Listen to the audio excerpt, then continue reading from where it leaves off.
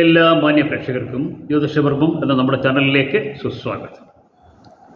June മാസഫലത്തിൽ ഇന്ന് നമ്മൾ പറയാൻ പോകുന്നത് മിഥുനക്കൂറുകാരുടെയും കർക്കിടകക്കൂറുകാരുടെയും വരാൻ പോകുന്ന ജൂൺ മാസഫലത്തെക്കുറിച്ചാണ്. ആദ്യം നമുക്ക് മിഥുനക്കൂറുകാരുടെ ജൂൺ മാസഫലത്തെക്കുറിച്ച് ചിന്തിക്കാം. മിഥുനക്കൂർ എന്ന് പറയുമ്പോൾ മകയിരത്തിൻ്റെ അവസാനത്തെ 2 പാദങ്ങൾ തിരുവാതിര, പുണർതത്തിൻ്റെ അവസാനത്തെ 3 പാദങ്ങൾ ഈ നക്ഷത്രങ്ങൾ ചേരുന്നതാണ് മിഥുനക്കൂർ എന്ന് പറയുന്നത്. മിഥുനക്കൂറുകാരെ സംബന്ധിച്ചിടത്തോളം ജൂൺ മാസം ഗുണദോഷ സമ്മിശ്രമായ ഫലങ്ങൾക്ക് കാരണമായി തീരുന്ന ഒരു മാസമാണെന്ന് പറയാവുന്നതാണ്. സാമ്പത്തികമായി അഭിവൃദ്ധി ഉണ്ടാകുന്നതോടൊപ്പം തന്നെ ചിലവേറിയ ഒരു മാസം കൂടി ആയിരിക്കും ജൂൺ മാസം. അതുകൊണ്ട് തന്നെ ഈ നക്ഷത്രത്തിൽപ്പെട്ടവർ സാമ്പത്തിക അച്ചടക്കം ഈ ജൂൺ മാസത്തിൽ പാലിക്കാൻ ശ്രമിക്കുന്നത് ഗുണകരമായിരിക്കും.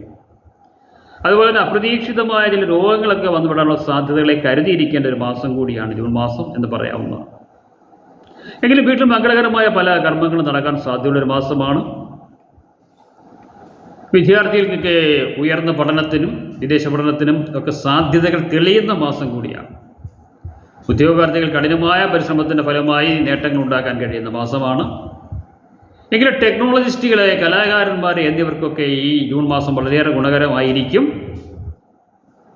പൊതുവേ നോക്കുമ്പോൾ പല ഗുണാനുഭവങ്ങളും ഉണ്ടാകുമെങ്കിലും സാമ്പത്തികമായ ചിലവുകളും മറ്റുമൊക്കെ അധികരിക്കുന്ന ഒരു മാസമാണ്. അതുകൊണ്ട് തന്നെ ഗുണാധിക്യമുള്ളൊരു മാസമാണ് എന്ന് പറയാവുന്നതാണ്. പക്ഷേ ചില കാര്യങ്ങളിൽ പ്രത്യേകം ശ്രദ്ധ പുലർത്തേണ്ടതാണ്. പ്രത്യേകിച്ച് സാമ്പത്തികമായ കാര്യങ്ങൾ, കടം കൊടുത്താൽ തിരിച്ചു കിട്ടാനൊക്കെ പ്രയാസമുള്ളൊരു മാസമാണെന്ന് കൂടി കരുതിയിരിക്കേണ്ടതാണ് മിഥുനക്കൂറിൽപ്പെട്ട നക്ഷത്രക്കാർ. ഒപ്പം ദൈവാധീനം കൂടി വരുത്തി പോകേണ്ടതാണ്. പ്രത്യേകിച്ച് ശനീശ്വര പ്രീതികരമായ കർമ്മങ്ങളെ, വൈഷ്ണവ പ്രീതികരമായ കർമ്മങ്ങളൊക്കെ അനുഷ്ഠിച്ചു പോയാൽ ഈ മാസം വളരെയേറെ ഗുണഫലങ്ങൾ ലഭിക്കുന്നതായിരിക്കും. അപ്പോൾ അങ്ങനെ ഗുണദായക ഒരു മാസമായി തീരട്ടെ, ഗുണദായകമായ ഒരു ജൂൺ മാസമാകട്ടെ മിഥുനക്കൂറുകാർക്ക് എന്ന് ആശംസിച്ചുകൊണ്ട് നമുക്ക് കർക്കിടകക്കൂറുകാരുടെ ജൂൺ മാസത്തെ ഫലത്തെക്കുറിച്ച് ചിന്തിക്കാം. കർക്കിടകക്കൂർ എന്ന് പറയുമ്പോൾ പുണർതത്തിൻ്റെ അവസാന പാദം, പൂയം, ആയില്യം എന്നീ നക്ഷത്രങ്ങൾ ചേരുന്ന ഗ്രൂപ്പാണ്. അപ്രതീക്ഷിതമായ ധനാഗമം ഈ മാസം വന്നു ചേരുന്നതായിരിക്കും. വളരെ ഏറെക്കാലമായി അകന്നു നിൽക്കുന്ന സൗഹൃദങ്ങളൊക്കെ ജൂൺ മാസത്തിൽ വന്നു ചേരുന്നതും, അതുപോലെ തന്നെ ലഭിക്കാനുള്ള ധനമൊക്കെ അതായത് തിരിച്ചു കിട്ടില്ല എന്ന് കരുതിയിരുന്ന ധനം പോലും ലഭിക്കാൻ സാധ്യതയുള്ളൊരു മാസമാണ്. അതുകൊണ്ട് തന്നെ കർക്കിടകക്കൂറുകാരെ സംബന്ധിച്ചിടത്തോളം ജൂൺ മാസം ഗുണാധിക്യമുള്ളൊരു മാസമാണെന്ന് പറയാവുന്നതാണ്.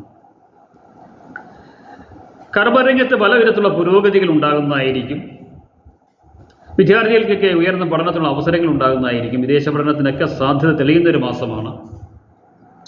ഉദ്യോഗാർത്ഥികൾക്ക് അനുകൂലമായ മാസമാണെന്ന് പറയാവുന്നതാണ്. കലാകാരന്മാർക്ക്, അധ്യാപകർക്ക്, അതുപോലെ തന്നെ ജീവിതത്തിൻ്റെ നാനാതുറകളിൽ പ്രവർത്തിക്കുന്നവർക്കൊക്കെ പല വിധത്തിലുള്ള ഗുണാനുഭവങ്ങൾ ലഭിക്കുന്ന ഒരു മാസമാണ് കർക്കിടകക്കൂറുകാരെ സംബന്ധിച്ചിടത്തോളം ജൂൺ മാസം എന്ന കാര്യം പ്രത്യേകം ശ്രദ്ധിക്കുക.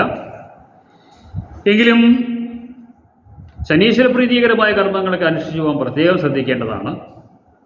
അപ്പം രാഹുകേതുക്കളെയൊക്കെ പ്രീതിപ്പെടുത്തി മുമ്പോട്ട് പോയാൽ ഈ മാസം വളരെയേറെ ഗുണാനുഭവങ്ങൾ ലഭിക്കുന്നതായിരിക്കും. അപ്പോൾ